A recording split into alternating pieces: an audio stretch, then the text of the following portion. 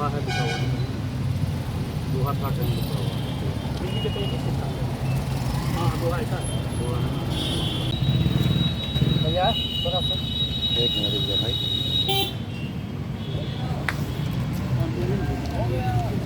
शुरू से लगा नहीं। TRE 3 की परीक्षा जो 15 मार्च को हुई थी, उसकी दोनों पालियों का पेपर लीक था। आर्थिक अपराध इकाई ने भी जो प्रेस रिलीज जारी किया, जो रिपोर्ट जारी किया, उसमें स्पष्ट ये बात है कि TRE 3 का पेपर लीक था। पूरा सबूत है, पुख्ता सबूत है, लेकिन BPSC मानने को तैयार नहीं है। और BPSC आर्थिक अपराध इकाई EOU को ही चुनौती दे रही है। एक तरह से आर्थिक अपराध इकाई बिहार सरकार की ही एजेंसी है, साइबर सेल है, जो ऐसे मामलों की देखरेख करती है, जांच करती है। और ये नीतीश कुमार जी का एक तरह से समझिए महत्वाकांक्षी एजेंसी है, नीतीश कुमार जी ने ही बनाया है। और उस सरकारी एजेंसी को BPSC नहीं मान रही है। जहां भी कभी पेपर लीक या साइबर से संबंधित कुछ घटना होती है, क्राइम होता है, तो सरकार द्वारा या संबंधित बोर्ड आयोग द्वारा आर्थिक अपराध इकाई को ही जांच का जिम्मा सौंपा जाता है। और आर्थिक अपराध इकाई जो रिपोर्ट देती है, उसी के आधार पर आगे की कार्रवाई होती है। यहाँ तक कि कोर्ट में भी आर्थिक अपराध इकाई की रिपोर्ट को ही माना जाता है। लेकिन इसके बावजूद भी BPSC कह रही है कि आर्थिक अपराध इकाई हमें सबूत दे। तो BPSC को हम ये कहना चाहते हैं कि आर्थिक अपराध इकाई BPSC को सबूत क्यों देगी? कोर्ट को सबूत देगी आर्थिक अपराध इकाई। जो मामला दर्ज हुआ, FIR हुआ, तो उसकी सुनवाई कहाँ हो रही है? BPSC ऑफिस में सुनवाई हो रही है क्या? कोर्ट में सुनवाई हो रही है, तो सबूत भी कोर्ट में प्रस्तुत किया जाता है।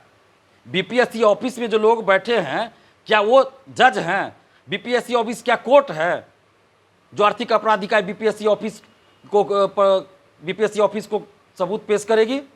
ये सब लिपापोती करने की कोशिश हो रही है। और BPSC ऑफिस के अंदर जो लोग बैठे हैं, भ्रष्टाचारी जो कुछ इसमें है, वो लोग अब अपने आप को बचाना चाहते हैं, और इसलिए इस तरह की हरकत की जा रही है।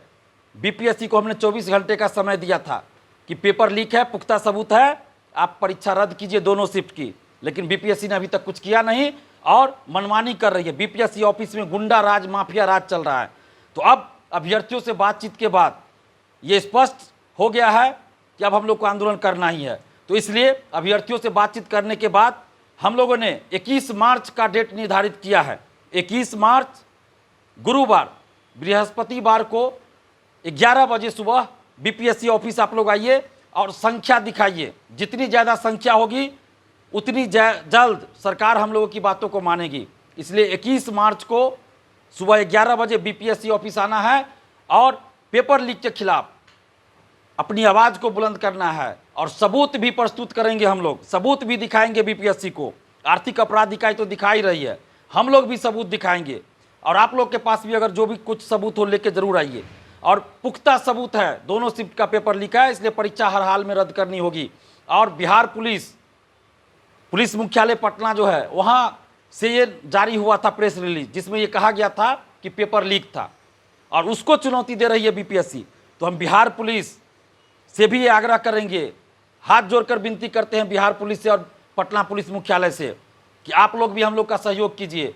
हम लोग को कोई शौक नहीं आंदोलन करने का, लेकिन आप खुद सोचिए कि पुलिस मुख्यालय द्वारा जो प्रेस रिलीज जारी किया गया, जो बातें कही गई कि पेपर लीक था, सबूत है, उसको चुनौती दे रही है BPSC। और पुलिस मुख्यालय बिहार पुलिस को सीधा चुनौती दे रही है BPSC। तो एक तरह से हम लोग तो बिहार पुलिस के लिए भी लड़ रहे हैं कि आपकी बातों को ये BPSC नहीं मान रहा, तो हम लोग तो आपकी जो जांच रिपोर्ट है उसको सही साबित कर रहे हैं और सही बता रहे हैं, और उसके लिए भी लड़ रहे हैं। तो आप लोग भी हम लोग का सहयोग कीजिए। हम लोग का मकसद सड़क जाम करना, हिंसा करना, ऐसा कुछ नहीं है। हम जब भी आंदोलन हम लोग का हुआ है, शांतिपूर्वक लोकतांत्रिक ढंग से हुआ है। तो इसलिए हम पटना पुलिस से भी आग्रह करेंगे, पुलिस मुख्यालय पटना से भी आग्रह करेंगे कि ये लाखों अभ्यर्थियों के भविष्य से जुड़ा मामला है, ये गुणवत्तापूर्ण शिक्षा से जुड़ा मामला है। क्योंकि जो शिक्षक भर रात क्वेश्चन आंसर रट के भी सही से गोला नहीं रख सकता, वो पर्ची बना कर ले जाता है आंसर का कि वो पर्ची देखकर हम गोला रंगेंगे, वो शिक्षक बनेंगे तो कैसे गुणवत्तापूर्ण शिक्षा आएगी? तो इसलिए ये बिहार के भविष्य से जुड़ा मामला है। और पटना पुलिस मुख्यालय को भी ये चुनौती दिया गया BPSC के द्वारा।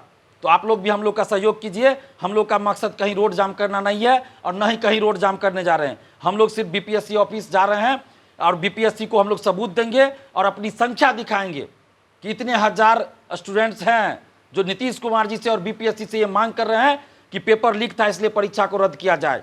हमारा मकसद यही है कि लाखों अभ्यर्थियों के साथ न्याय हो, इसलिए पटना पुलिस से भी हम आग्रह करेंगे, हाथ जोड़कर विनती करेंगे कि हम लोग का सहयोग कीजिए, क्योंकि लोकतांत्रिक हमारा अधिकार है कि हम प्रदर्शन करें, आंदोलन करें शांतिपूर्वक और सरकार से ये मांग करें, ये लोकतांत्रिक तरीका है। तो वही हम लोग 21 मार्च को सुबह 11 बजे करेंगे। और बीपीएससी से भी हम आग्रह कर रहे हैं कि हठधर्मिता को छोड़िए और पेपर लीक है उसका पुख्ता सबूत है, दोनों शिफ्ट की परीक्षा रद्द कर दीजिए। और आगे अभी कोई परीक्षा नहीं होनी चाहिए, चाहे वो 5 अप्रैल की परीक्षा हो या कोई भी परीक्षा हो।